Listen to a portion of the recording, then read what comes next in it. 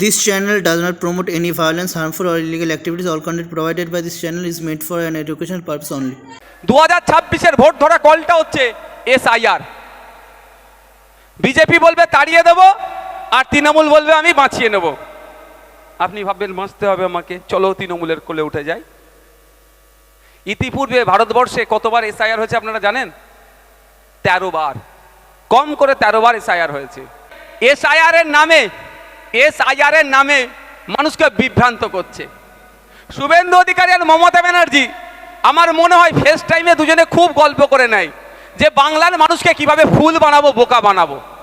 আমার খুব সন্দেহ হয় দুজনে হয়তো ফেস টাইমে কথা বলাবলি করে। একজন কি বলছে, 1.5 কোটি রোহিঙ্গা ভারতবর্ষে পশ্চিমবাংলায় আছে, তাড়িয়ে দেবো বলে আমার হিন্দু ভাইদের মন পেতে চাইছে। আর অন্যজন কি বলছে, এসআইআর হতে দেব না বলে মুসলমান ভাইদের মন পেতে চাইছে। আমি দুটোরই উত্তাপে এদের ভণ্ডামি আমি আছে ফাঁস করব। প্রথম কথা হচ্ছে, এসআইআর আটকাবার ক্ষমতা মমতা ব্যানার্জির নাই, অভিষেক ব্যানার্জির নাই। কেন? এই এসআইআর সংবিধানের 324 নম্বর ধারা অনুযায়ী হচ্ছে। এবার প্রশ্ন, এসআইআর এর যে পদ্ধতি সেটা চ্যালেঞ্জ হয়েছে অলরেডি সুপ্রিম কোর্টে। নির্বাচন কমিশন মসলেখা দিচ্ছে কি করব না। কিন্তু আমি আপনাদের বলি, মমতা ব্যানার্জি কি বলছে, যে আমাদের ভোট দাও, তোমাকে আমি বাঁচিয়ে দেব। ভোট ধরা কল, ঠিক যেমন সিএ এনআরসির সময় ভোট ধরা কল হয়েছিল 2021-এ, 2026-এর ভোট ধরা কলটা হচ্ছে এসআইআর। বিজেপি বলবে তাড়িয়ে দেব, আর তৃণমূল বলবে আমি বাঁচিয়ে নেব। আপনি ভাববেন বাঁচতে হবে আমাকে, চলো তৃণমূলের কোলে উঠে যাই। ইতিপূর্বে ভারতবর্ষে কতবার এসআইআর হয়েছে আপনারা জানেন? 13 বার, কম করে 13 বার এসআইআর হয়েছে। 2002 সালে আমাদের ওয়েস্ট বেঙ্গলে এসআইআর হয়েছে। কত লক্ষ নাম বাদ পড়েছিল আপনারা জানেন? অনেকে জানেন, অনেকে জানেন না। যারা জানেন না তাদের জ্ঞাতার্থে বলছি, 28 লক্ষ নাম ওয়েস্ট বেঙ্গল থেকে বাদ পড়েছিল। হয়েছিল। তখন বিরোধী আসনে কারা ছিল? তৃণমূল কংগ্রেসেরা, কংগ্রেস তৃণমূল কংগ্রেস ছিল। শাসনে কারা ছিল? বামফ্রন্ট ছিল। কোনো হয়েছিল? তাহলে এত এখন কেন? এটাই আপনাদের বুঝতে হবে। তখন রাজনৈতিকভাবে হয়নি, এখন রাজনৈতিকভাবে এটাকে করার চেষ্টা করছে। আর একটা কথা বলি, শুভেন্দু বাবু বলছেন 1.5 কোটি রোহিঙ্গা নাকি পশ্চিমবাংলায় আছে।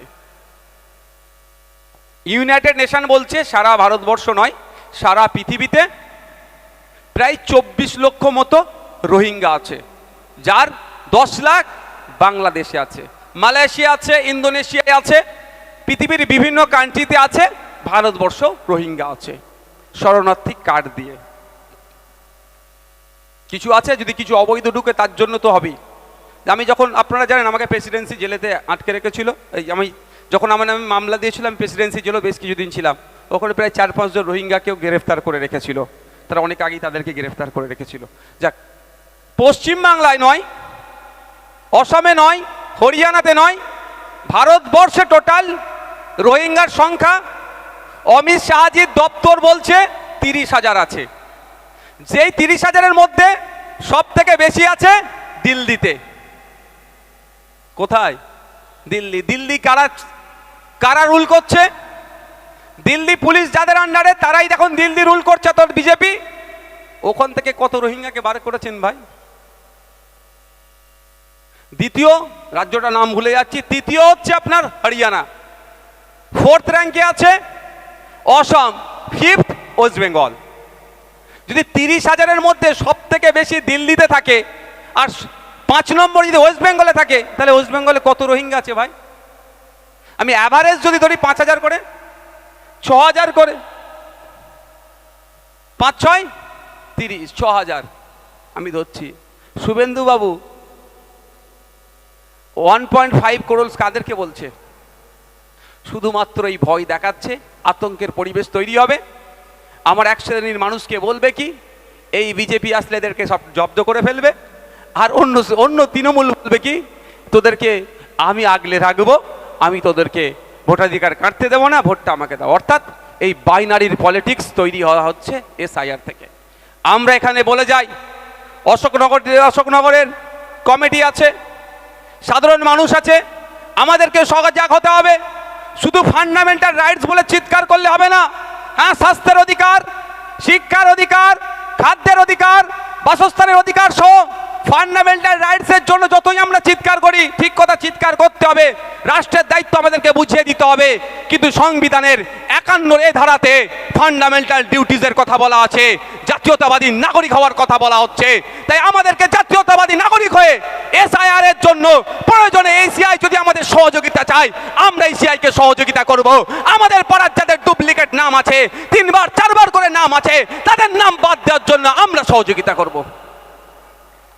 মৃত ভোটার, ভোটের সময় দাদুরা ঠিক কবরস্থান থেকে শ্মশান থেকে উঠে টুক করে ভোট দেওয়ার চলে যায়। দাদুদের সাথে আমাদের দেখাও হয় না।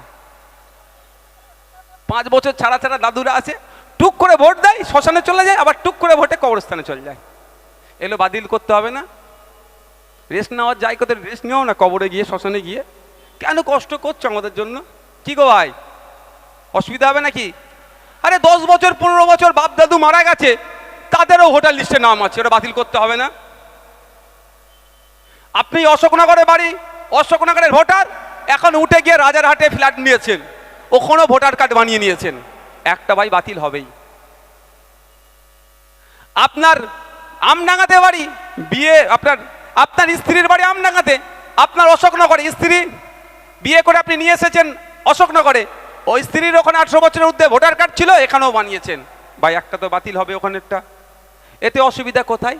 আমি এই বিষয়ে আর একটা উদাহরণ দিয়ে শেষ করব, কারণ অনেক কটা বিষয়বস্তু আছে, সবটা বলতে পারবো না, এনার্জি আমার নাই, প্রচুর গরম হচ্ছে। হ্যাঁ না, লাগবে না। এই লাস্ট আমাদের উপনির্বাচন রাজ্যে কোথায় হয়েছে? যেখানে তামান্নাকে খুন করেছে, কালীগঞ্জ। ওখানে কত নাম বাদ পড়েছে আপনারা জানেন? হয়নি, পলিটিক্স হয়নি বলে আপনারা জানেন না। 6000 নাম বাদ পড়েছে। একটা বিধানসভায় যদি 6000 নাম বাদ পড়ে, 6000 ইন্টু 294 কত মানুষ হবে?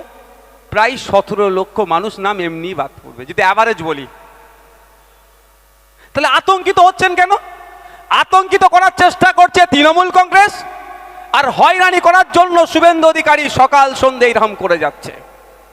শুভেন্দু অধিকারী ভালো করে জানে যে হয়রানি যাদের করবো ভাবছি, তাদের দাদু পদ্দাদুর কবর রেডি আছে, দেখিয়ে দিতে পারবে, এটা উনি ভালো করে জানেন। তারপরেও ভোট লুট করার জন্য, ভোট নেওয়ার জন্য এই হয়রানি করার চেষ্টা করছে। আমি আপনাদের অনুরোধ করব, আতঙ্কিত হবেন না। আর কেউ যদি হয়রানি করতে চায়, বুথ লেভেল যারা অফিসার আছে যারা করবে, সেটাও আপনারা একটু নজর রাখবেন। আমি হুমকি দিচ্ছি না, গণতান্ত্রিক প্রক্রিয়াতে আইনের মাধ্যমে যদি কোনো বৈধ ভোটার, সেই তাপসদা হতে পারে আর আজগার হতে পারে, কোনো বৈধ ভোটারের নাম যদি ডিভোটারের দেওয়া দেয়, তাদের বিরুদ্ধে আমরা আইনত ব্যবস্থা নেব। কিন্তু আমাদেরকে সবসময় ইসিআই যদি চাই, আমরা পূর্ণ সহযোগিতা করব। এটা ভাই জিনিস ক্লিয়ার হয়েছে তো নাকি? ভয় পাবেন না, ভয় পাওয়ার কোনো জায়গা নাই। ভয় পাওয়ার কি আছে? কিন্তু আপনাদের আতঙ্কিত করে আপনার ভোটটা লুট করার চেষ্টা করছে।